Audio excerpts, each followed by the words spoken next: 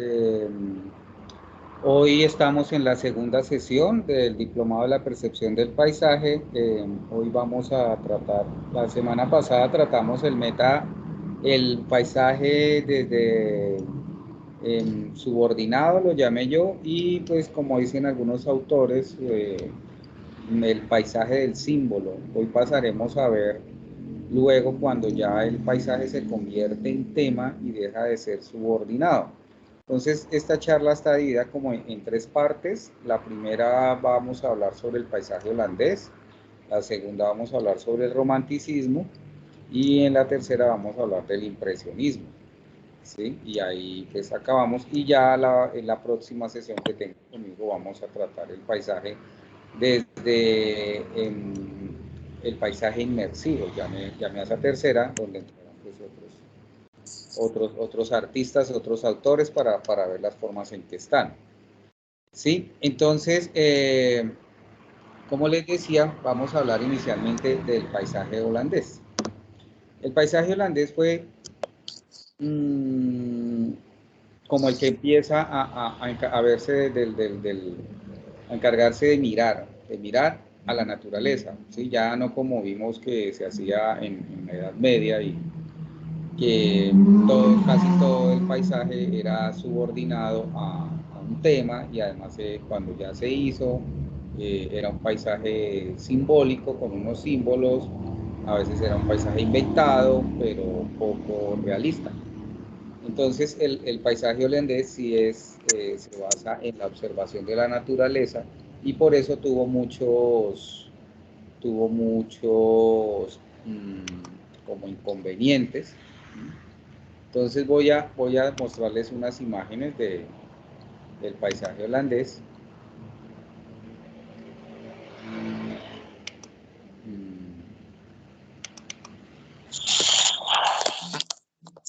Me dicen si las ven, pues ya está cargando la imagen.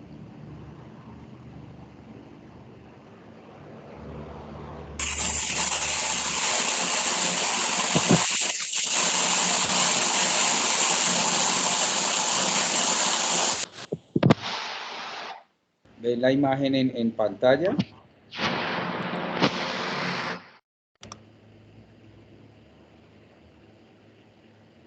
No, la asistencia ahorita con el maestro Alejandro, pues él se encarga de eso.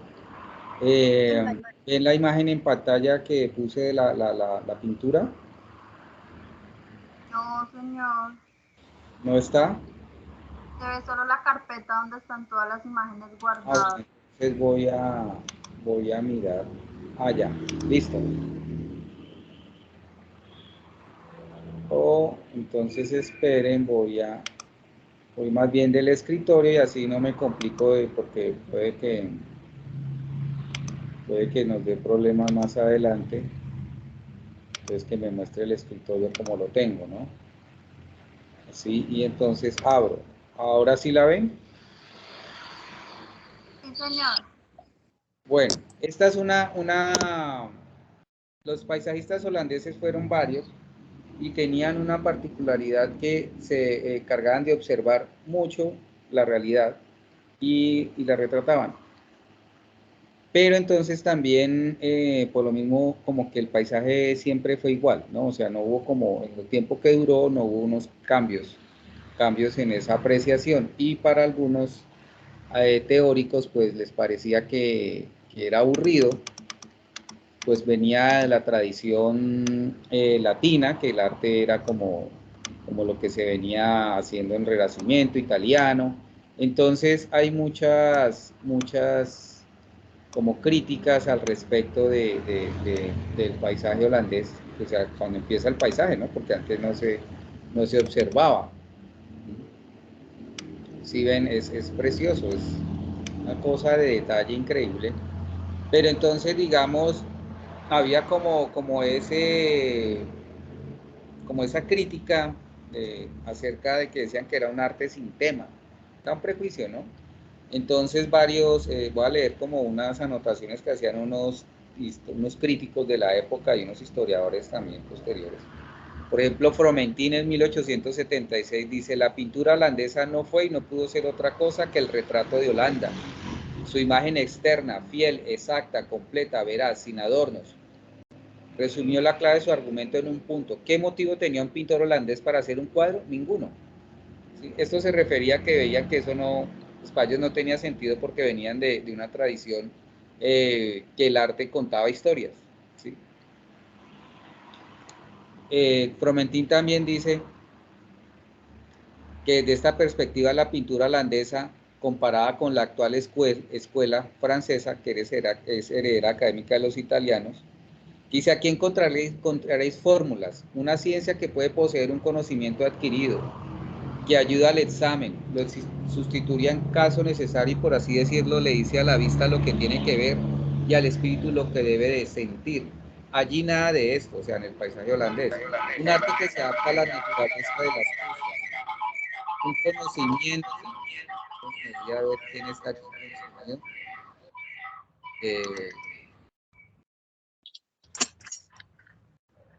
Como que mi amiga Aura, la que está con el sonido abierto. Bueno, entonces decía, un arte que se adapta a la naturaleza de las cosas, un conocimiento que queda olvidado ante los factores de la vida, nada preconcebido, nada que preceda la simple, intensa y sensible observación de lo que hay. Entonces dicen que el arte holandés es descriptivo, contrario al arte italiano, o sea, al Renacimiento y toda esta tradición de Miguel Ángel, de Leonardo, de Da Vinci, sí, de Rafael, Donatello, que dice: en el arte italiano es narrativo, la herencia en la lectura de imágenes dominante acerca de este tiempo está derivada de esta, los temas religiosos o históricos. Entonces, voy a ponerles otra imagen y les muestro más de que es a qué se refieren los críticos de la época o el arte dominante con el arte, que el arte holandés no es inteligente. ¿Sí? Entonces, digamos, esta es la Escuela de Atenas de Rafael de Sanzio. Es una escena donde están representados los pensadores que han estado en el mundo, ¿sí? La Escuela de Atenas, pues, de donde viene todo el pensamiento occidental, Platón, Sócrates, demás.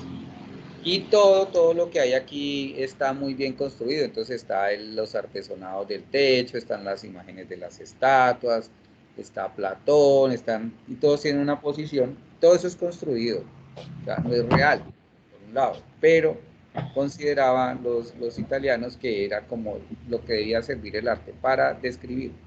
Era una narrativa, además, inteligente. Por ahí he tenido unas discusiones recientes con una doctora en artes que dice que el arte ha sido una pérdida de tiempo, piensa ella ahora, porque dice que de los griegos de ser artes manuales pasamos a ser artes conceptuales o inteligentes por la tosudez y de Leonardo da Vinci de meter las matemáticas dentro del arte para hacerlo parecer inteligente. Pero digamos, esto era lo que ocurría. Entonces aquí hay una toma más, de aquí donde está cada personaje corresponde a uno. Entonces el 1 es Zenón de Sitio, el 2 es Epicuro, el 3 es Federico Gonzaga, ¿sí? Y el 14 y 15 sabemos que es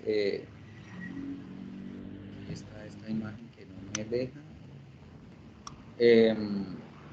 Como les decía, Aristóteles es el 15 y Platón el 14, sosteniendo el Timeo, que es un libro, pintado como Leonardo da Vinci. O sea, ¿sí? Este es Rafael, pero lo pintó usando la forma de Leonardo da Vinci, como un guiño al gran maestro. Aunque ellos tenían muchos problemas, ¿no? O sea, Rafael y Leonardo tenían enemistad, digamos, porque Rafael fue muy talentoso, muy joven, y cuando Rafael hizo esto tenía menos de 30 años, creo. Y Leonardo ya estaba así de viejito y Rafael tan joven lo había alcanzado en calidad y demás. Entonces, si ven, todo es creado, es un curso muy inteligente. Entonces, por eso dicen los teóricos de la época o del arte dominante, que sigue dominando mucho la concepción italiana, la llaman también la manera italiana de pensar que el arte está basado en esos conceptos que se definieron en esa época. Pero entonces, como les muestro, es un arte muy descriptivo, como dice las críticas, ¿sí? Muy bien pintado, pero dicen ellos que ahí no encuentran nada, porque simplemente están retratando lo que ven. Entonces, por ejemplo, Clark también dice, dentro de la investigación encontré un texto de Miguel Ángel Buonarroti, el autor de la Capilla Sistina, en la parte más famosa, sobre el arte holandés o de Flandes. La pintura de Flandes gustará a cualquier devoto más que a ninguna de Italia. Parecerá bien a las mujeres principalmente o a las muy viejas, o a las muy jóvenes y asimismo a frailes y a monjas, y a algunos caballeros sin sentido de la verdadera armonía. Pintan en Flandes propiamente para engañar a la vista exterior, o cosas que os alegren y de las que no se puede hablar mal, así como santos y profetas. Su pintura se compone de tales construcciones, verduras de campos, sombras de árboles y ríos y puentes, que ellos llaman paisajes. Y muchas figuras por allí, muchas por acá y todo esto, aunque parezca bien a algunos ojos, está hecho sin razón ni arte, ni simetría, ni proporción, sin selección y valentía y finalmente sin sustancia ni nervio. Y termina diciendo Leonardo, Miguel Ángel, prácticamente la única pintura que podemos llamar buena es la que se hace en Italia y por eso llamamos italiana a la buena pintura. Ahí como también como lo veían en la época y pues como la cosa de que ellos se consideraban como lo máximo frente a los demás. Pero entonces, como les mostraba, les mostré antes de la escuela de Atenas, en la pintura o en el arte que se venía haciendo, siempre había una historia, había una narración y había unos elementos que componían la pintura. En cambio, en la pintura holandesa, ¿qué pasó ahí? ¿Alguien tiene? No, y está mandando un eco.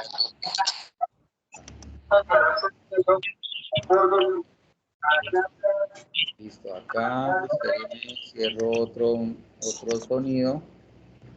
Listo. Entonces, sí, básicamente, digamos, uno en la pintura normalmente y la que se desarrolló en Renacimiento está, pues, la perspectiva, ¿no? Que ya se venía creando desde Brunelleschi, que es matemática, que indica las formas de los tamaños, las alturas, también los colores de cuáles son los colores que van al fondo y cuáles van adelante. En cambio, la pintura holandesa era como que cogía un pedazo que estaba ahí y lo recortaba ya. Entonces no veían ellos que tuviera sentido, no estaba marcado, no era una idea, sino era pues, podía ser cualquier mirada del monte. Entonces, Clark también menciona, habla sobre la pintura holandesa. Clark fue el primer teórico, persona que escribió crítico sobre el paisaje. Dice, el hombre que percibe correctamente por qué no siente y para quién la primavera es muy exactamente la primavera porque no la quiere. Y luego, en segundo lugar, el hombre cuya percepción es equivocada porque siente y para quien una primavera lo es todo, menos una primavera, una estrella, un sol, el escudo de un hada o una doncella abandonada. Y luego, por último, está ya hablando de dos personas, la forma de percibir, ¿no? Y hay el hombre que percibe correctamente a pesar de sus sentimientos y para quien la primavera no es nunca nada más de lo que es, una florecilla aprendida en toda su sencillez y vegetalidad, por variadas que sean las asociaciones y pasiones que se agrupan a su alrededor. Entonces, claro, como les decía, fue el estudioso del paisaje. Él estableció pues como unas categorías acerca de cómo se podía dividir la pintura de paisaje. Entonces, dice, ahora bien, como decíamos, la pintura impresionista formó parte del que es una gran rama de la pintura de paisaje, una gran rama que pertenece a una determinada actitud que podríamos definir mediante la reunión de estos conceptos, así como lo dijo inicialmente, la forma en que hay una que es el realismo, naturalismo, literalismo, formalismo, historia, topografía, que es en lo que estaría basado o en donde se encontraría, por ejemplo, el paisaje holandés. ¿Sí? Es un paisaje naturalista, o sea, como que van ese tipo de narrativa, pues según él digo, el realismo, naturalismo. Y está por otro lado a otra línea, o sea, la contraria en el paisaje que él dice es el romanticismo, el surrealismo, la metafísica, el mundo imaginario, la poesía, la invención, que es contrario a la, diría, sería contrario como al arte holandés, porque es surreal, es metafísico, no es natural, como si es el arte holandés, como esta pintura que estamos viendo aquí de Jan van Eyden, ¿sí? Está todo muy bien dibujadito, pintadito, muy bien hecho, ¿no? A lo que decía antes, criticaba Miguel Ángel, el puentecito, la persona pintando, o sea, le parecía que eso no eran además ni temas heroicos ni demás. No vemos, por ejemplo, de qué hablaba el arte italiano, pues de la Virgen, de Dios, o hablaban de los grandes hechos históricos, entonces les parecía que esto no tenía sentido.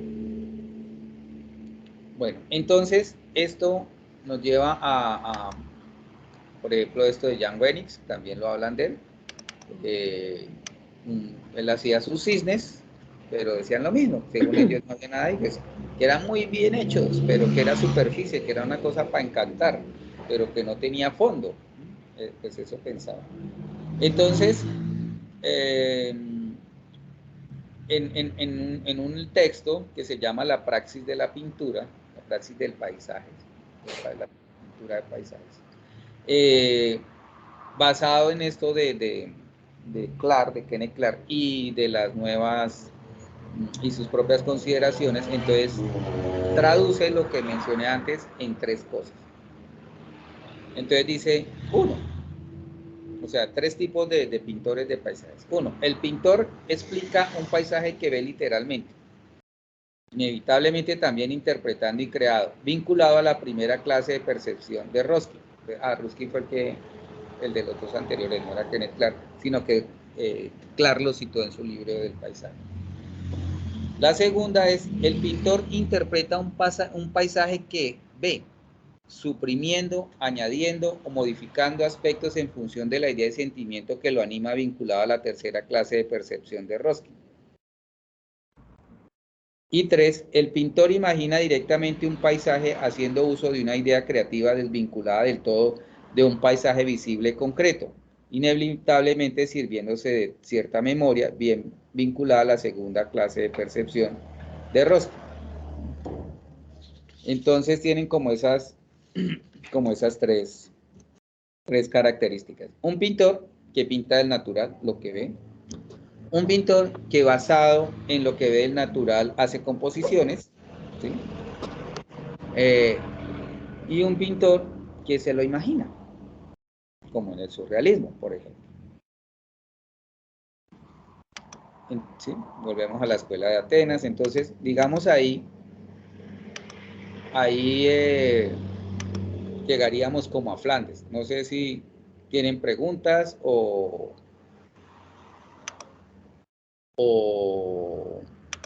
sigo con el siguiente tema, que sería el romanticismo.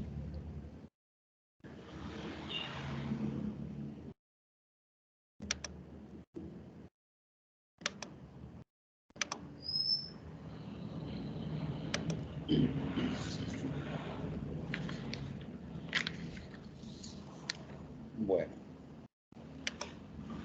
mirar a ver si alguien aquí, no chats, listo.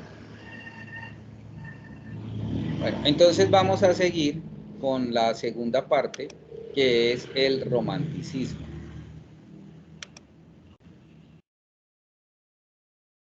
Entonces, aquí, por ejemplo, estoy muy basado en el libro que les mencioné antes, que se llama Praxis de la pintura del paisaje, símbolo y emoción en el umbral entre lo visible y lo espiritual, de Alexandre Prunes, así se llama. Y entonces él hace una división, que es la que va a usar para este del romanticismo, y es, lo primero él habla de los románticos del símbolo. Acuérdense que Kenneth Clark decía que había pintura simbólica y pintura naturalista, o realista. La naturalista sería la de plano. Entonces, esa división la siguen manejando a través de los nuevos críticos y teóricos de arte, la siguen manejando. Entonces, él habla de los románticos del símbolo. Entre los románticos del símbolo, pues, está el famoso Friedrich, Caspar David Friedrich. ¿Han visto pinturas de Friedrich? Que a mí siempre me va una E de más, de Friedrich. Bueno, él es considerado un romántico. Entonces voy a mostrarles obras de él. Entonces él dice Prunes que él es un romántico simbolista, porque no seguía la tendencia artística italiana ni a los antiguos maestros, pero sí había como temas. Entonces él decía que el arte debía mediar entre las dos obras de Dios, que son el hombre y la naturaleza.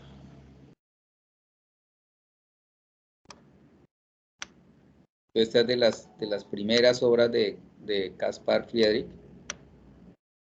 Ahorita van a ver una obra que es muy famosa de él, ¿sí?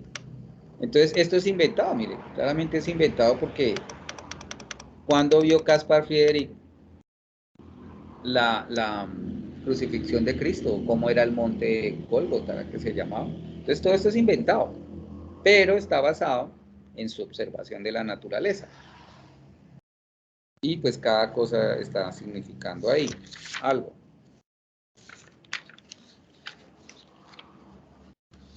Entonces el romanticismo era una presentación que mostraba tendencias y sentimientos. O sea, el romanticismo, pues en el caso de Friedrich, no son de la naturaleza, sino de un sentimiento metafísico, inaprehensible. El primer plano y el fondo separados a menudo por un abismo se relacionan entre sí. Entonces aquí, ¿cuál es el primer plano? Pues la montaña y Cristo. Y el fondo, el cielo y los árboles, ¿no? Y están separados. O sea, nos damos cuenta que hay una distancia entre los dos, pero todo es simbólico. Entonces decía Caspar Friedrich, cierra el ojo corporal para que puedas ver primero la imagen con el ojo espiritual. A continuación, haz salir a la luz lo que has contemplado en la oscuridad para que ejerza su efecto en otros de fuera hacia adentro.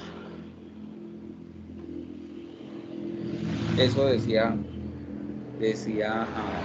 Friedrich.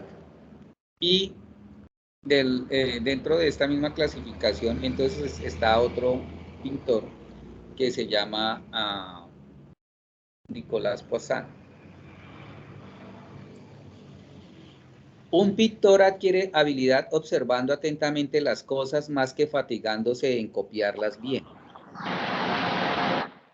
La idea de la belleza no se muestra en un motivo. Si el artista no ha hecho todo lo posible para preparar sus elementos, esta preparación consiste en tres cosas: el orden, el modo, la figura o la forma. El orden significa el intervalo entre las partes. El modo se refiere a la cantidad, la forma consiste en los trazos y los colores. Entonces, recuerden ustedes que el romanticismo es una nostalgia hacia lo antiguo, ¿sí? Entonces, en el periodo romántico, por ejemplo, la gente construía castillos para romperlos, para tumbarlos, para que parecieran ruinas. Entonces, en el romanticismo había muchas ruinas falsas. Y era como esa cosa sombría, como melancólica. Entonces, como vemos en esta también de Caspar Friedrich, ponemos al 100, que la vean muy bien.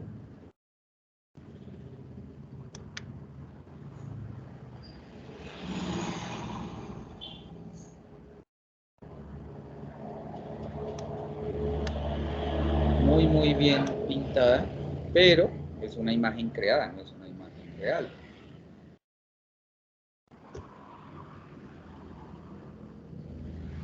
Entonces sigue Carus. Carus es el cosa, era como un escritor que escribió acerca del pero el otro pintor es Carus, Carl Gustav Carus, de la misma época de Friedrich, y él también pues en lo mismo. Entonces si los vemos son muy, entonces esta se llama Edad de Piedra, y que vemos ahí unas piedras, o sea, creo que está hablando de Stone Age, ¿no?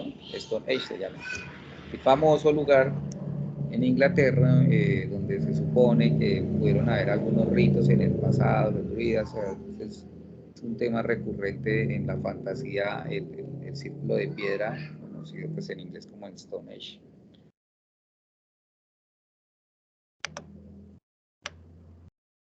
Entonces decía Carus, quiero intentar presentarte mis puntos de vista respecto a un tema sobre el que mi pensamiento ha cavilado a menudo. Esta es la pintura famosa de Caspar Friedrich. A saber los diferentes tipos de estilo, de carácter y de presentación en la pintura del paisaje.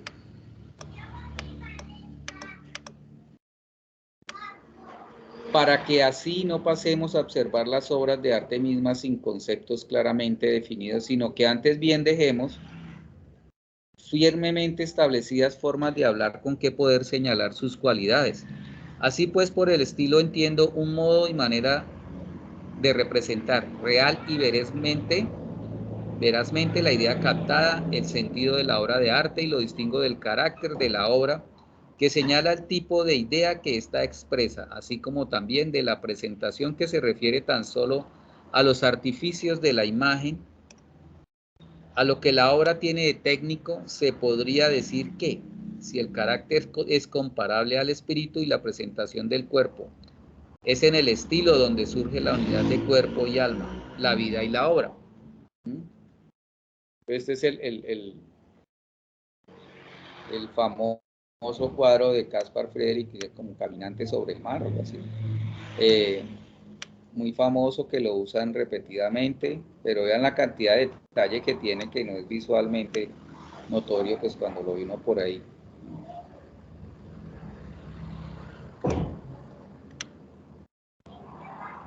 Bueno, esas cosas que ven pues son los craquelados ya del tiempo, el óleo. En esa cantidad de color. Normalmente en la representación se fija uno en que hay un tipo ahí en un vacío, pero ya al verla de cerca vemos que no es tan vacío, ¿no?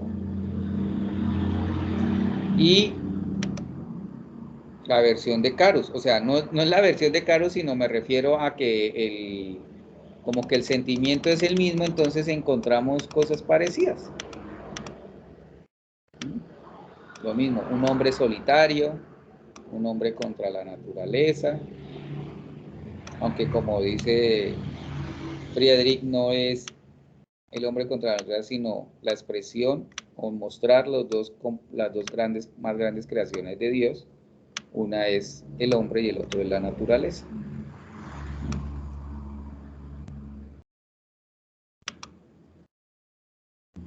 Bueno, entonces, estos eran los románticos del símbolo, pero están los de la emoción también, que es como la tercera vía que identifican también, símbolo, naturalismo y emoción. Dicen que está como en el medio. Entonces, esto es de Turner, de Joseph Malloy William Turner. Esta pintura lo hizo famoso. Vesubio en erupción, la historia, ¿no? Ustedes han escuchado, ahí está cuentos de la erupción del Vesubio.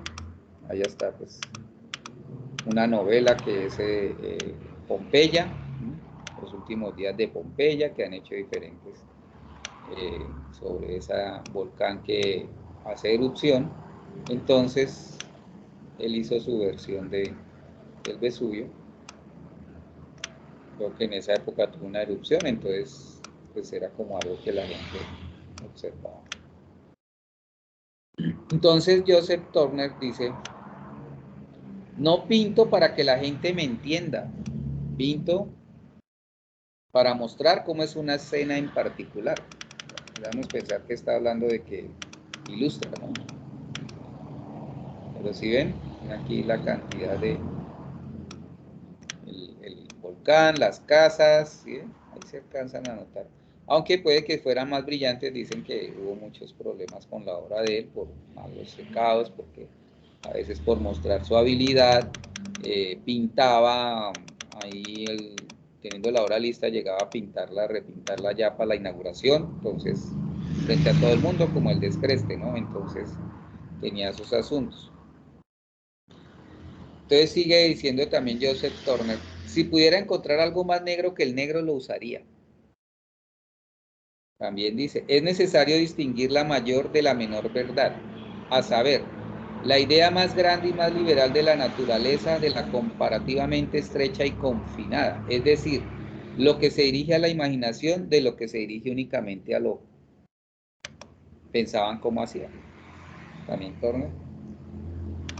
Recuerda algo a la balsa de la Medusa. Un naufragio. Solo cuando ya no tenemos miedo empezamos a crear. Frases de Turner. La luz es por tanto color. Mi negocio es pintar lo que veo, no lo que sé que está ahí. Entonces si ven ese cambio de, de idea, o sea, dice, no es lo que veo, no es lo que sé estar ahí, sino es lo que quiero mostrar.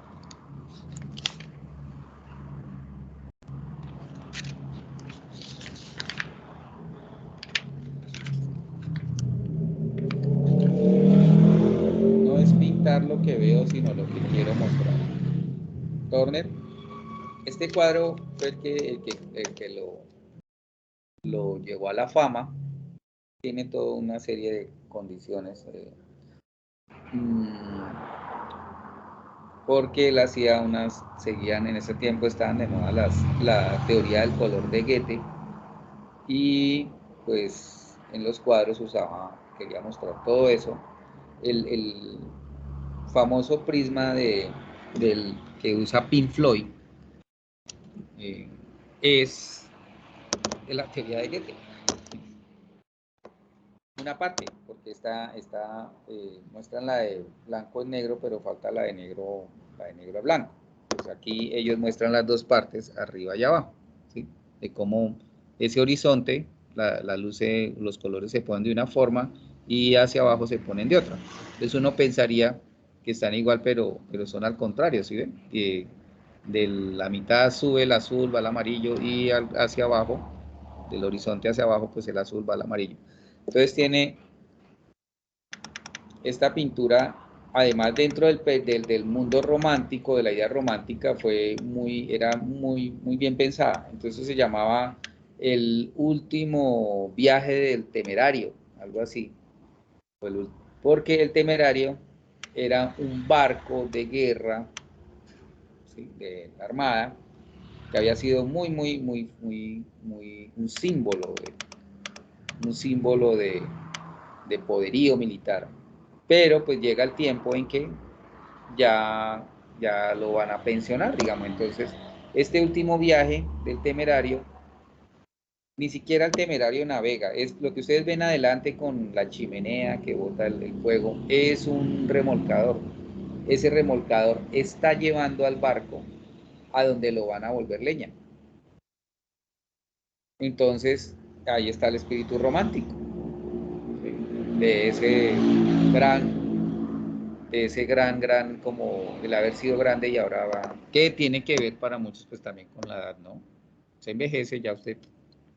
Entonces tiene que ver todo ese espíritu romántico en este cuadro, eso por eso fue muy famoso en esa época y pues muy bello también, ¿no? Pero fuera de que de verlo, la teoría del color y eso, está, está la historia romántica detrás. Hay un tema contrario al arte holandés. Y este cuadro se llamaba Luz y Color, teoría de Goethe. Entonces, si ustedes ven, casi que se nota el círculo.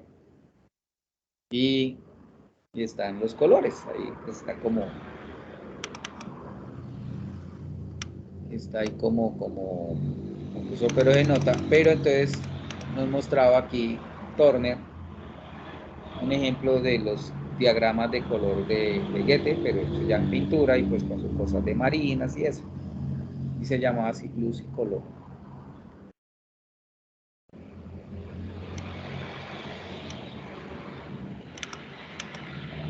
Listo, entonces mmm, ahí, esto ya se llama simbolismo, pero es una consecuencia del romanticismo. Uno de sus máximos exponentes fue Böcklin. Hay muchos artistas, muchos pintores, pero entonces se buscan solo unos y algunas imágenes porque si no, no acabamos nunca. Y el simbolismo, pues como vieron, el romanticismo estaba cargado de símbolos. Entonces, pero el simbolismo pues es más extremo en eso. Entonces,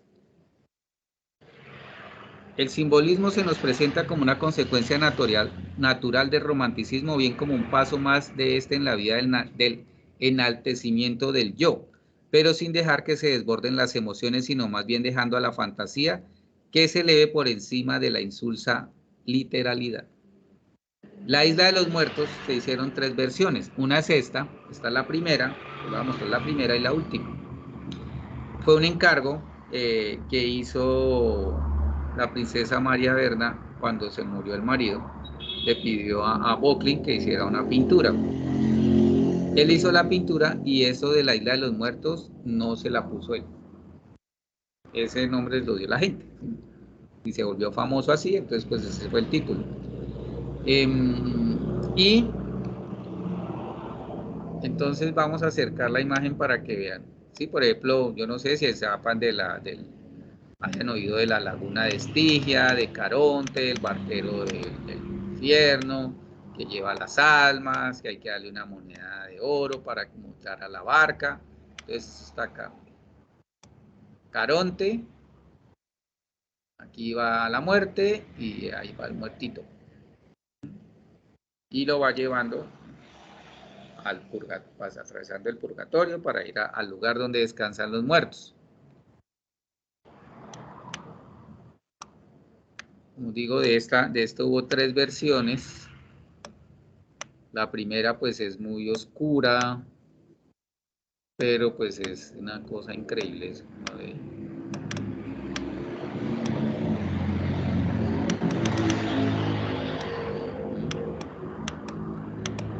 Y tenemos la tercera. Esta está en Nueva York, la otra creo que está en el National Gallery de Berlín, la otra está como... Mismo título, mismo tema, pero el artista cada vez empieza a hacer más clara y a meterle más detalles y a hacer como más evidente eso que antes mostró en la oscuridad.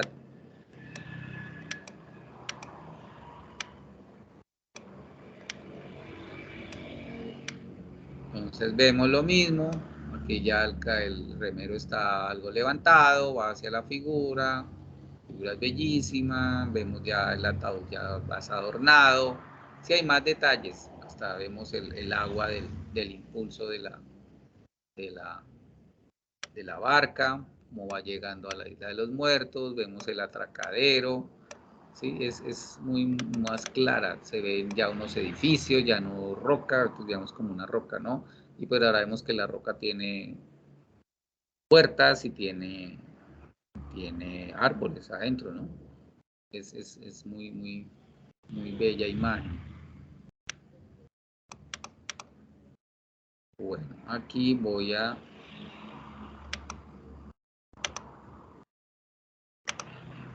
Eso. Bueno, nos falta una tercera, no sé si tienen preguntas, vamos a hacer el cambio a la última, que es el impresionismo.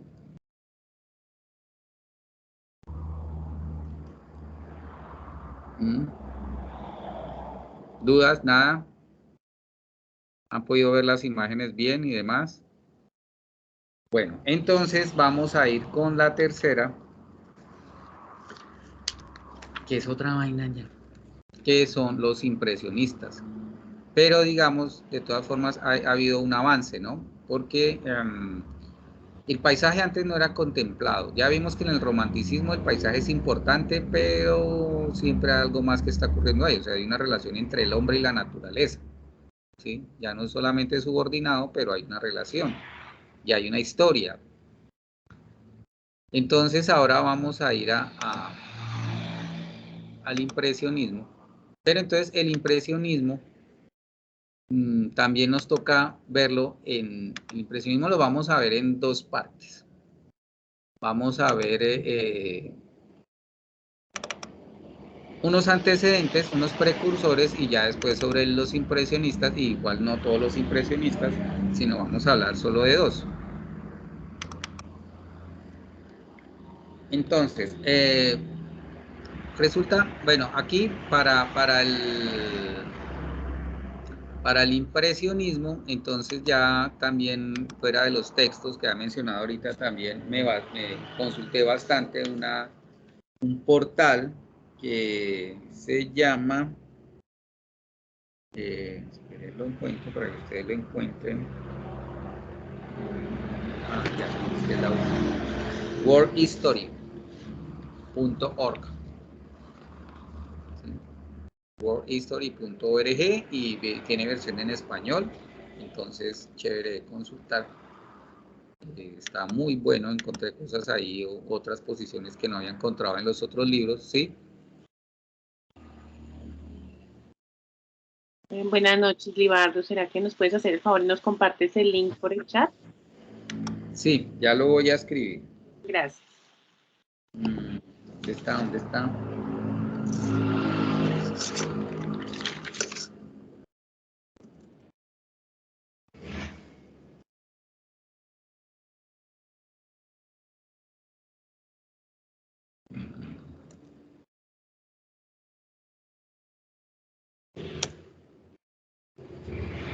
¿Sí me quedó bien?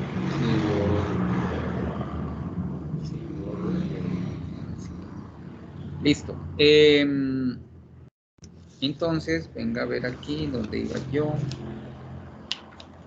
Romántico. Bueno, entonces el término impresionista, entonces esto es tomado de ese portal, lo que les voy a leer ahorita, que fue, porque el impresionismo, como dicen ellos, tiene bastantes, como cuando hablábamos del arte de la primera charla, o sea, ahí, ¿será que todo lo puede clasificar de una forma tan fácil en impresionismo? Porque es que eran 30 y pico de impresionistas, ¿sí? Una cosa es que, entonces mire, este es John Constable, es uno de los precursores del impresionismo. Para los que son llaneros, este paisaje es un paisaje llanero, ¿no? Aunque claro, a primera vista, ya si uno lo ve de cerquita, es bien distinto, es una calidad pictórica increíble, ya tiene hasta chulitos. Sin las vacas, de otro color. Las vacas y todo, pero mire el árbol todo, o sea, no es como el agua, los reflejos, los cisnes, los corrales, todo, las vaquitas. Entonces, para los impresionistas, este y otros que voy a mostrar son como los precursores de ellos. Entonces, ¿aquí qué pasó? Aquí ya empezó el plain art, o la pintura pintura al aire libre, que ahora es muy famosa de nuevo, que es salir y pintar del natural. ¿Sí? Digamos, en los románticos, los manes podían tomar apuntes, pero seguían trabajando en el estudio. Que hacían acuarelas, hacían anotaciones y en el estudio organizaban. Ya en estos precursores empezaron a trabajar afuera, porque ya Apareció el tubo de óleo, apareció el invento del caballete. El caballete antes no existía y empezaron a hacer caballetes como desarmables o que no podía recogerlos, entonces empezaron a salir. Y ya digamos que el paisaje no era tan mal visto como cuando en Flandes. Ya era respetado. Entonces ya tenía hasta normas. Entonces los impresionistas después y ellos empiezan a, no, usted no está pintando como es el paisaje. Entonces, el término impresionismo tiene sus limitaciones. Los estudiosos del arte debaten mucho sobre cuándo, qué estilo y a quién puede aplicarse el término. Los artistas a los que se ha llamado impresionistas eran a menudo muy diferentes.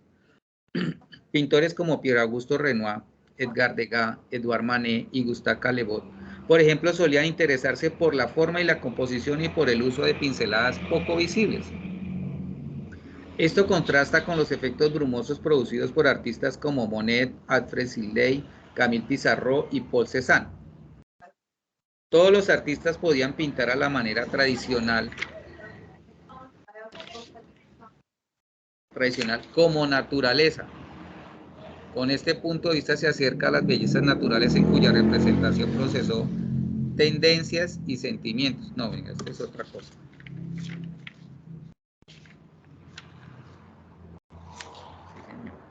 Como demuestran sus primeros, pero algunos eran definitivamente más impresionistas que otros. Entonces, aquí no hay mucho anotado, entonces voy a seguirles mostrando de estos artistas. Entonces, este es John Constable. Pissarro decía que él era como el maestro, el antecesor, y también de Constable.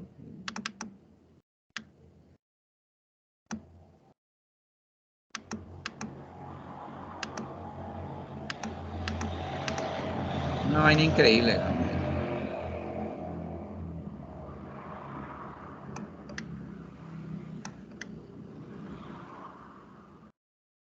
Perrito, de todo. Ahí. Y para Monet habían 3 que eran los antecesores, ¿sí? Pues lo mismo que mencionamos ahorita, todos eran impresionistas, pero no pensaban lo mismo, ni estaban en la misma, ni pintaban igual. Entonces, este Baile de las Ninfas fue el que hizo famoso a Corot. Lastimosamente no se encuentra en muy buena resolución, más tamaño. Aunque igual pues yo no creo que la haya tenido esas muchachas ahí, pero aunque sí empezaron a hacer eso, a conseguir modelos y se iban al campo, armaban con todo. Jean-Baptiste Corot, pues vea esto, es increíble. Entonces ya empieza uno a ver que están haciendo el postulado del impresionismo de atrapar la luz, la apariencia, cómo se ve eso.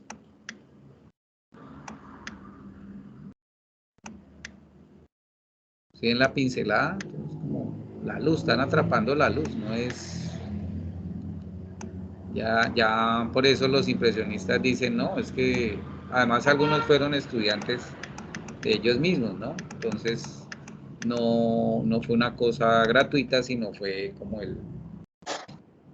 la consecuencia de esos maestros que ellos tuvieron y se encontraron en un combo y hicieron. Entonces, vea, esto bastante impresionista, ¿no? La mancha, muy diferente antes que en el arte holandés, que era más descriptivo. Ya esto. Este es el otro que dice la Jonkin, es el segundo, Corot, Jonkin y Boudin. De Boudin ya les leí por ahí un texto. Esto, impresionista, ¿no?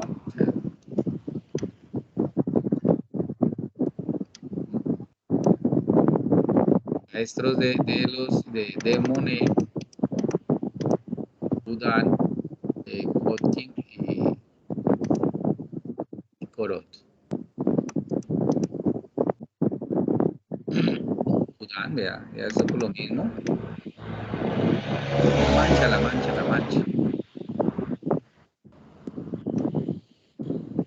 ya estaba el impresionismo ahí llegando. Entonces digamos que esos serían como los antecedentes. Y ahora vamos a hablar de los impresionistas. Ellos, voy a hablar de dos. Y digamos, en la página que les mencioné antes de World History, ellos dicen que el impresionismo puede resumirse en las siguientes condiciones. Entonces, mire, esto es de Pissarro. Para Cézanne, Pissarro era el padre del impresionismo. Y aquí, ¿qué ven ustedes? Es una pintura muy lisa, muy realista. Pissarro vivió en Venezuela, estuvo en Venezuela, porque dentro de la luz, entonces esos artistas empezaron a viajar al trópico para ver color, ¿sí? Entonces, Boudin, ese fue el que le dijo a Hodgkin le dijo, bueno, que le dijo, sí, se me fue el nombre ahorita, pero no le dijo cuando se lo encontró que un pelado, era pelado, y le dijo, no, usted tiene que pintar al aire libre. Boudin le dijo a una persona. Y aquí hay algo que creo que me está faltando en algún lado. Sí, Eugene Boudin fue el que inició a Monet, pero ahorita les voy a hablar de eso. Entonces, digamos, esto es Pissarro, ¿no? En sus inicios, antes de volverse impresionista. ¿Qué son? Pues los llanos venezolanos, 1800 y pico. Aquí ya está impresionista. Entonces, el estilo impresionista y los elementos distintivos pueden resumirse de la siguiente forma. Interés por captar los efectos fugaces de la luz y el color en un tema concreto. Una gama de colores más brillante y amplia que la utilizada hasta entonces. Pinceladas evidentes de distintas formas como un efecto en sí mismo. Aquí ya es muy, muy impresionista. Un encuadre innovador que a menudo corta las figuras y la arquitectura bruscamente. ¿Qué es el encuadre? Eso, en fotografía se habla mucho de encuadre y la fotografía pues heredó de la pintura a todos los términos. Es lo que usted está mostrando. Entonces dice edificios cortados, como vemos en esta imagen, o perspectivas o puntos de vista no habituales. Un enfoque de la vida cotidiana contemporánea y de las personas de todas las clases en contraposición a los temas mitológicos y religiosos, que eran pues la manera italiana que defendía los renacentistas, y como vimos a Miguel Ángel Buonarroti. Entonces, mire, esto ya es color, ya es del principio. ¿Se acuerdan la primera imagen de Pissarro lisita? Y vea esta ahora el empaste de color, como los árboles, la forma en que los pintan, los colores brillantes. Y esto ya es muy viejito. Esto ya está, se acabó el impresionismo. El impresionismo tuvo como que 18 exposiciones y se acabó. Pissarro fue él y otra persona, me disculparán las mujeres porque es una mujer, hubo dos mujeres impresionistas, una era gringa, pero vivió en Francia en ese tiempo, entonces pues empezó a pintar con ellos, y había otra. Y una de esas mujeres fue la que también estuvo en las 18 exposiciones o algo del impresionismo. Pero esto ya es muy después, esto ya es en 1900, o sea, ya acabó, ya todo, cada uno por su lado, y vea esa cosa. Eso es La Mancha, muy libre, el señor ya está muy abuelo, ya está a punto de morir, pero vemos que como ahí se pixela un poco, aunque no ha llegado al 100, pero vemos acá. Si ven ahí cómo se ve la materia, personas, todo. Ya de pronto tal vez tendría algo que ver también el ojito. Y de aquí entonces vamos a pasar a ya el más famoso de los famosos, que era Monet, con la obra Impresión del Sol, y por la cual le llamaron impresionistas a los impresionistas. Si ustedes pensaban que de pronto era una cosa ahí como pálida, como que no tiene textura, no, esa vaina. Entonces Monet fue el que se fue famoso porque hizo un caballete para subirse a una barca y se la pasaba pintando en el mar, por ejemplo. ¿Sí? Y esta, cuando yo vi en la investigación y hice ahí por aquí, hice aquí en los previos, como les decía, ellos tenían sus precursores.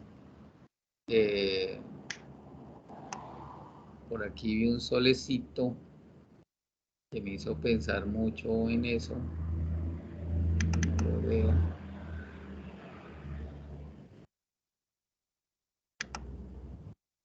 Fue antes. Lo digo yo, o sea, cuando los románticos. Sí, de Turner. Hay algo ahí, ¿no? Mire, hay algo ahí. Hay algo ahí. Hay algo ahí que hace recordar a Turner. Entonces este es Monet. Entonces Boudin, digo, le presentan a Turner muy pelado. Turner había estado haciendo, no, el papá era como un comerciante de mariscos o algo así y le estaba yendo muy mal. Entonces Boudin, ya muchacho, empezó a hacer dinero haciendo caricaturas y las colocaba en un lugar, el único lugar donde había como venta de arte, y ahí habían unas pinturas de Boudin. Y llegó un día y se lo presentaron y pues como que quiso parar bolas, y el man le dijo: muy bien lo que estás haciendo, pero deberías pintar al aire libre. Entonces, luego con bibliografía de Monet, él dice: Bodin colocó su caballete y se puso a trabajar. Para mí fue como el desgarro de un velo. Entendí, comprendí lo que podía ser la pintura. Mi destino como pintor se abrió ante mí. Si me he convertido en pintor, se lo debo a Eugene Boudin. Poco a poco se me abrieron los ojos y comprendí la naturaleza. Esas son palabras de Monet acerca de Boudin. ¿Sí? Entonces, esto fue una temporada. Monet viajó mucho, iba de lado a lado. Los impresionistas también le decían a veces que él era un traidor, porque pues, a veces no los ayudaba. Digamos que los impresionistas muchas veces no les iba bien al principio, entonces los que vendían les iba mejor, como que ayudaban a los demás, ¿sí? Monet era uno de los que ayudaba bastante, pero pues a veces también lo acusaban de traidor porque el man entonces hacía temas comerciales. Cuando iba grave hacía temas comerciales, ¿no? Y pues estuvo casado, hay que conocer, era como una sirvienta, después la convenció de modelo, hicieron amantes, se casaron, pero escondía a la familia para que no le quitaran la plata para poder vivir. Hicieron muchas cosas y bueno, poco a poco se fueron como instalando. Luego ella muere, le da una enfermedad, el tipo se deprime, entonces viaja a un lado, creo que ahí es cuando hace estos viajes de mar. Pero ustedes recuerdan cuando hablábamos de los acercamientos al paisaje en la Edad Media, el simbolismo, lo primero fue el jardín, que era lo que se podía controlar. Esto es otra pintura de Monet. Digo, viajaba mucho.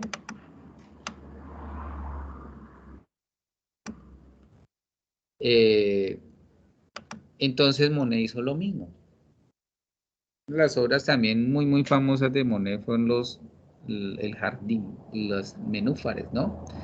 Se llaman ninfas, son parte de esas pinturas. Él compró una casa, la arregló y le hizo un jardín. Eso es muy famoso, la gente lo visita todavía, lo conservan como en la época, es precioso, lleno de flores, de lagos, de esos, y empezó a pintar. Pero entonces aquí, digamos, trastocó todo lo que era la pintura al aire libre, porque él hizo su jardín a su acomodo. Es más, cuadró desde donde miraba, cambió los puntos de vista, o sea, es un jardín artificial. eh, pues para buscar lo que él buscaba, ¿no? La luz, pero ya no era el plain art, ¿sí? Era una cosa domesticada por él. Y pues, digamos que ahí llegaríamos como a la presentación de imágenes. Eh, ustedes me dirán, ¿tienen preguntas, algo que hay acá?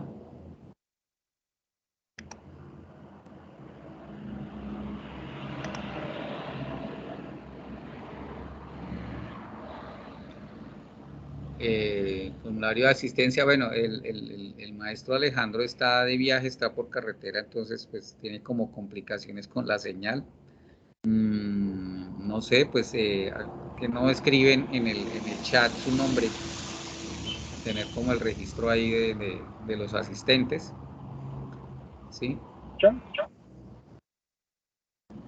Y bueno, ¿preguntas?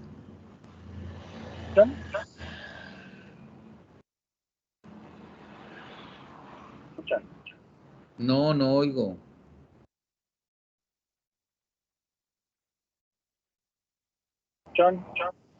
No, no oigo. Si quiere, escriba la pregunta.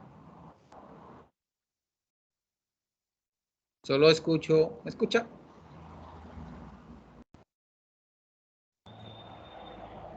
O hable a ver si lo oímos.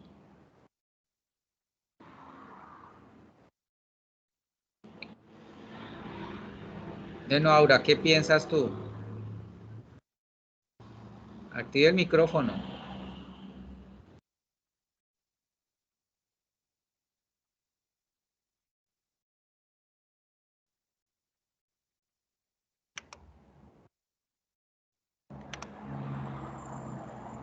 Momento.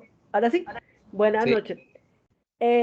Profe, pues yo había leído el primer documento que colocaron ahí y pues precisamente hablaban de lo del arte holandés y pues lo que yo entendía en un principio era que, pues digamos que en cuanto a la técnica, era como si tomaran una fotografía de esos escenarios, de esos paisajes, pero pues comparado, digamos que con lo que ha dicho el arte italiano, pues como que eso no tenía espíritu, como que no había nada más ahí.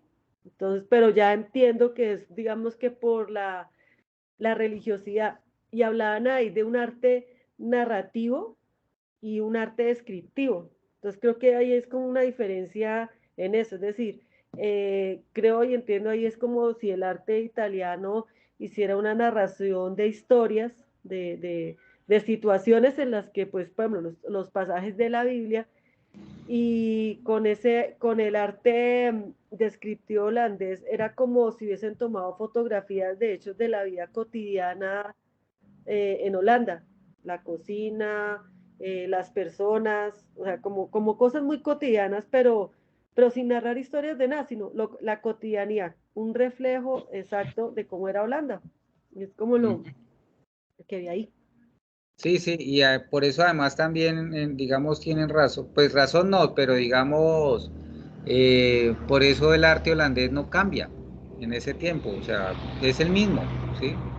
Hay unos pintores muy hábiles en descripciones, pero no importa en qué año lo hicieron, o sea, es como que siempre es igual, no hay un cambio,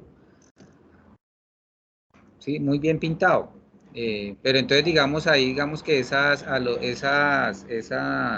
consideraciones siguen viéndose, ¿no? Digamos que uno lo ve localmente, no sé, ¿sí? Digamos aquí podría uno decir que hay como una pintura de paisaje inventada, porque no es una pintura realmente al aire libre, ¿sí? Entonces, digamos, el paisaje originalmente o la pintura obedecían a unos preconceptos acerca de cómo debía ser pintado, ¿sí? Y la gente no se salía de ese canon y lo que hacía era hacerlo cada vez mejor dentro de ese mismo canon.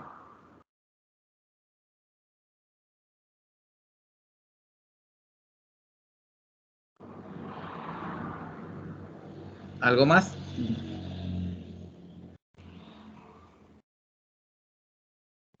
Bueno, hoy fue más juicioso que la vez pasada, es harto tema.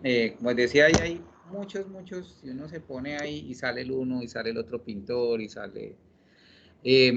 para la otra sesión, entonces vamos a ocupar, como decía, como el pasaje inmersivo. Entonces,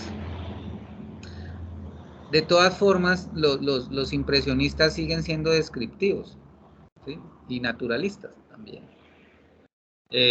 Pero hay unos que sí lo que hacen es interpretarlo o mostrar ideas, que por eso no fueron tratados ahorita, por eso no se trató a Cézanne, ¿sí? Ni a otros que vienen ahí porque digamos hablan ya de otras cosas. Por ejemplo, Van Gogh podríamos decir que hablaba de su mundo interno, otras cosas, ¿no? Cambiaba la realidad, no era como hasta el fauvismo, que es, digamos, el neoexpresionismo, que es una consecuencia del impresionismo, pero no es el impresionismo. Entonces ya para la otra sesión abordamos esos y espero llegar hasta siglo XX, aunque eso ya es 21, ¿no? Profe, una pregunta. Es que pues yo no estaba en Villavicencio la semana pasada y tampoco estaba en Bogotá. O sea, esa actividad que iban a hacer de esa salida de campo, ¿ya la hicieron?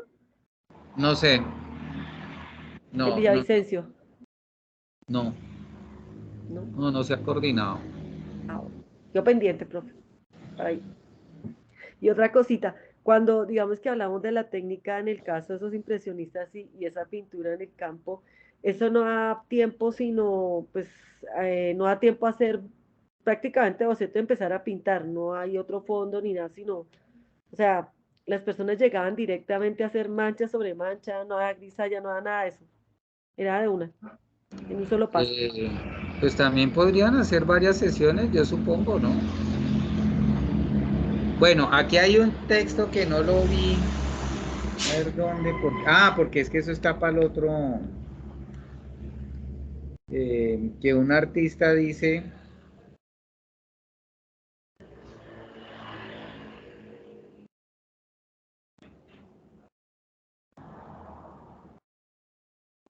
De Camille Pizarro, que le dijo. Es que no se lo leí, creo. Camille Pizarro dice: el dibujo preciso es seco y dificulta la impresión del conjunto. Destruye todas las sensaciones. No defina demasiado los contornos de las cosas. Es la pincelada del valor y el color adecuados la que debe producir el dibujo. Pinte el carácter esencial de las cosas. Intente transmitirlo por cualquier medio sin preocuparse por la técnica. Pinte lo que observa y siente. Pinte con generosidad y sin reparos, pues es mejor no perder la primera impresión. No sea tímido ante la naturaleza, hay que ser audaz.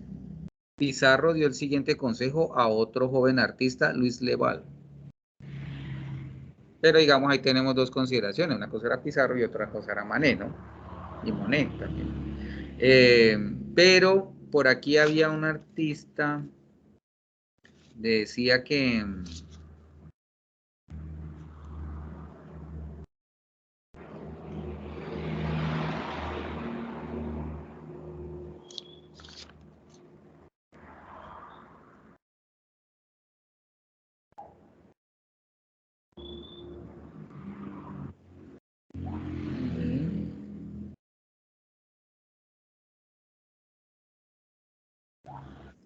bueno, entonces cuando hablábamos de los precursores del impresionismo, de John Constable, él decía, el que les mostré que inicialmente, voy a buscar aquí, a ver dónde está,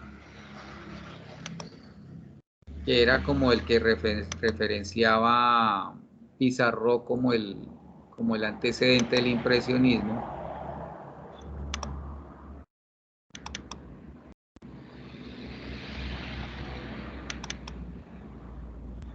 Ah, no.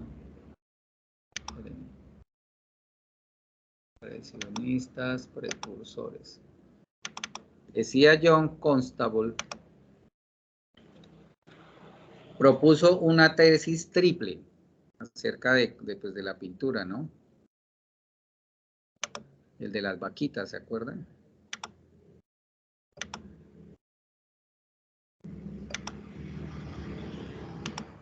Decía.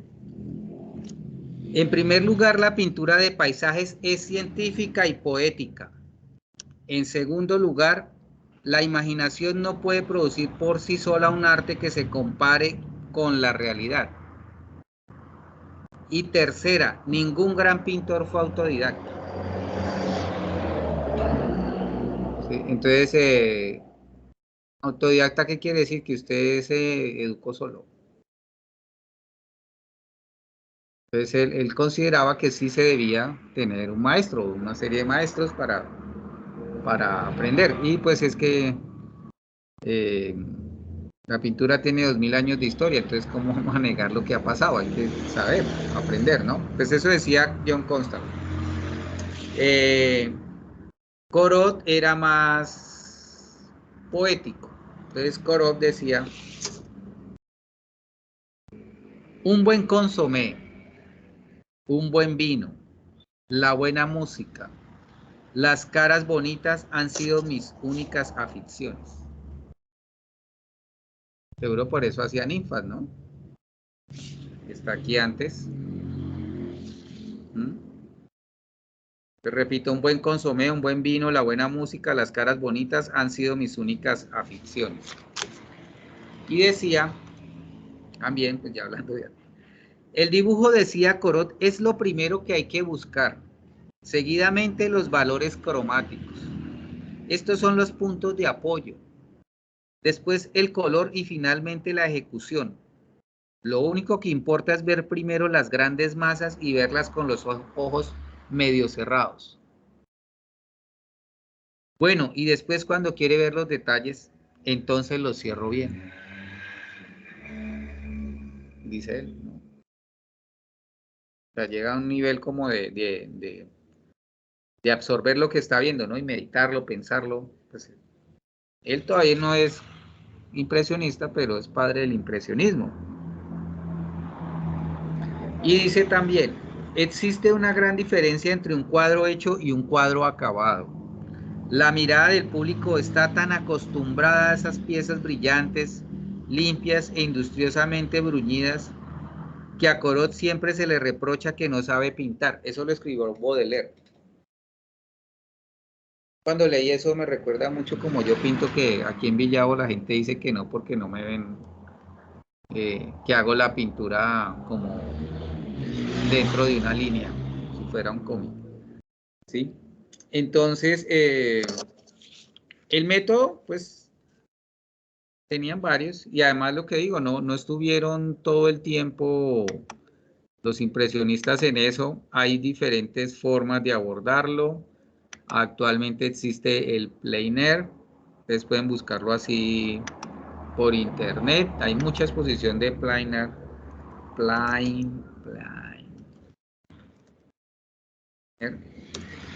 Hay muchos eventos en el mundo de eso, de pintura del natural. Eh, algunos que nos conocen ya recuerdan que estuvimos en una exposición con el maestro Alejandro, el maestro Winston y el maestro Cristian en Bucaramanga, después en Manizales, de pinturas que hicimos al aire libre en unas salidas que hicimos y se enviaron.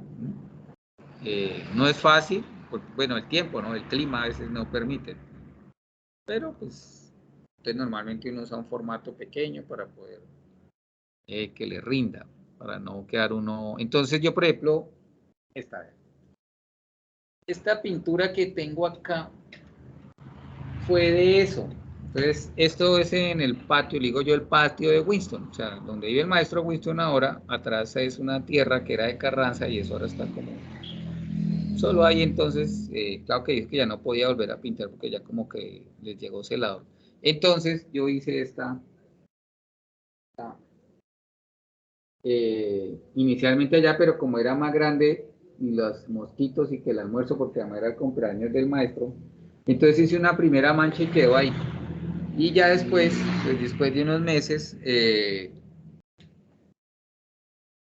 entonces la retomé en base a una fotografía y a la sensación, ya estaba allá, y le eché otra capita. Porque digamos, como que a veces la primera no es suficiente, pues para mí, ¿no? Como que, otras veces lo he hecho así, una mancha y ya sale. Pero a veces cuando uno pinta más encima, como que la pintura mueve más fácil. Igual también se puede preparar, porque es que lo que pasa es la absorción de la tela, ¿sí?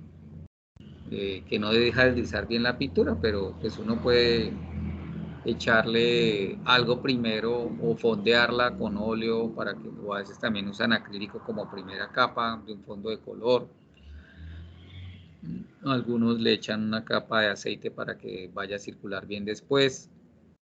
Entonces son diferentes formas para que no absorba tanto y la pintura corra más fácil.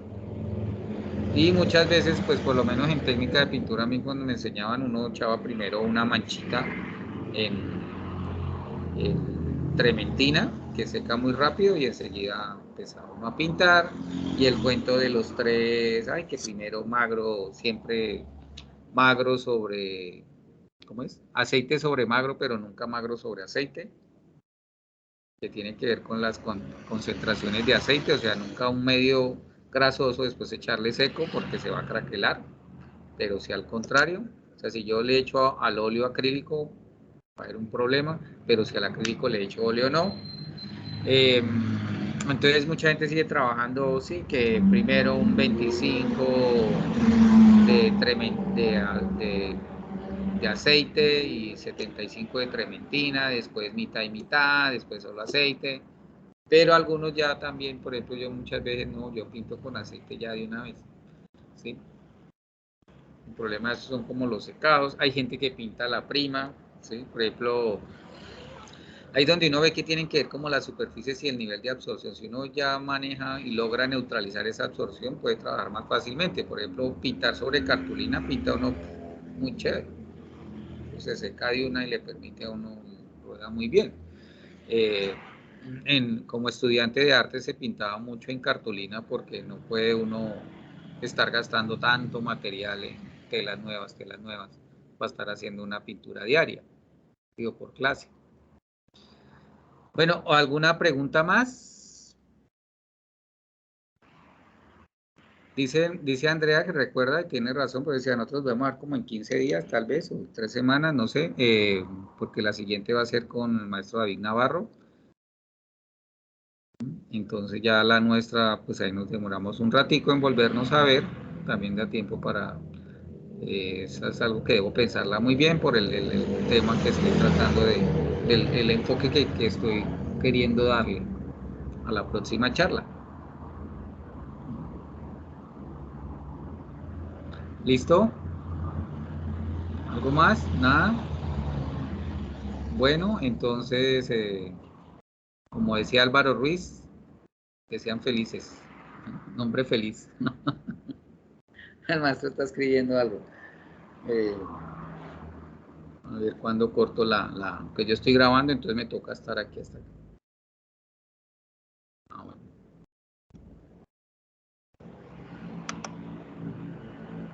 Igual lo que dice el maestro, estas charlas quedan grabadas, entonces ya después las pueden ver nuevamente.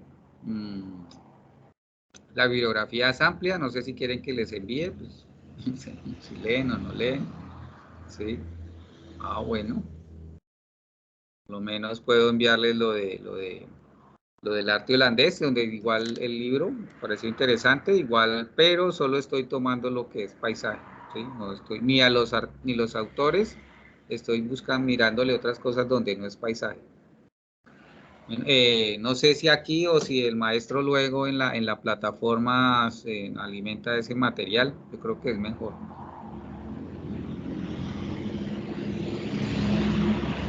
Bueno, gracias Alicia.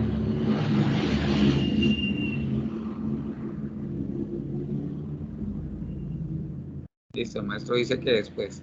Vale. Maestro, usted me dirá cuándo corto la transmisión o dejo de grabar, mejor dicho. Dejo de grabar ya, ¿cierto? Igual aquí podemos seguir hablando. Entonces voy a cortar eso que ya está.